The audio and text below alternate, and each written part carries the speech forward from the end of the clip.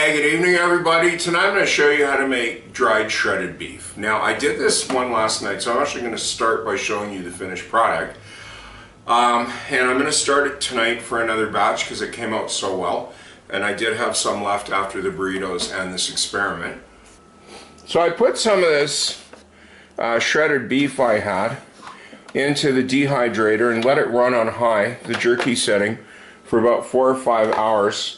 Now, there's missing bits on the tray from taste tests. Let me just tell you, it's really good. I won't actually call this jerky because I don't think it is, but just a minute, listen to that. Oops. And I'll even chew some for you. So you can tell how crunchy it is. And it tastes just awesome. So, what I'm going to do is put this in an airtight container, rinse this out, and put some more in. Now, trust me, this is what it's going to look like, because I don't know if I'm going to come back and film the rest of this tonight. Last night it took, I'd say, about 4 or 5 hours for this to dry, and you'll get exactly the same result. Now, one thing I will tell you, this just came out of the fridge, so I'm going to portion out some that I want. And I'm going to gently heat it up in the microwave, because since you're dehydrating this at 155 Fahrenheit, if you don't heat this up first and just put it in the fridge, it is going to take forever because it's going to have to heat up first before it can start drying. Okay, so just remember that step and warm some up in the microwave. Just spread it out on here, and I guess I can show you that bit. So I've got the stuff heated up in the microwave. I've got a clean tray, and I got the good stuff squirreled away in an airtight container. So there's 2 ways you can do this. The easiest one is just get a spoon after it's heated up and just kind of pick at it with the spoon if there's any big chunks that have not separated well, and just make sure that's all done, because you don't want any big chunks in the dehydrator tray.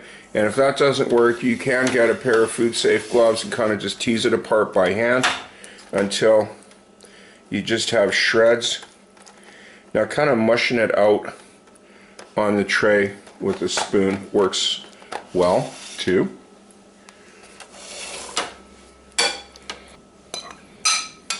Now, when you get to the end and you've got sauce left over, don't throw it out. Put it in the tray, because it's going to mix in with the meat while it dries and just add more flavor. I probably should have taken a bit and mashed it around like that.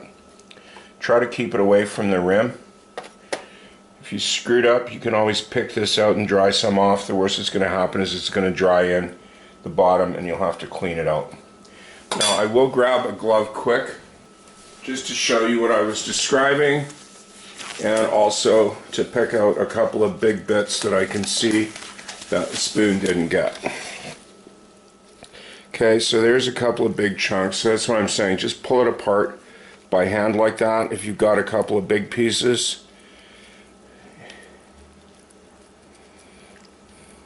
And if you did watch my shredded beef video, this technique works just as well for the shredded beef, but honestly, wait till it cools down a bit in the slow cooker before putting your hands in, because these gloves are not heat proof. Okay, yeah, and if you got any big pieces of garlic, you can just like mash them up, because they would have cooked down by now. You can also take advantage of having your fingers in here to kind of even it out so that it dries evenly. And no, I'm not coming back to this at all. This is the end of the recipe, because you already saw what it looked like. And watching in dehydrator is right up there with watching paint dry. As long as you keep track of your times, check it every couple hours. I would say this will probably go 4 or 5 hours. If you like it slightly chewier, do it less, but make sure it's completely dry or else it won't keep. So thank you for joining me, and hope to see you again. Bye bye.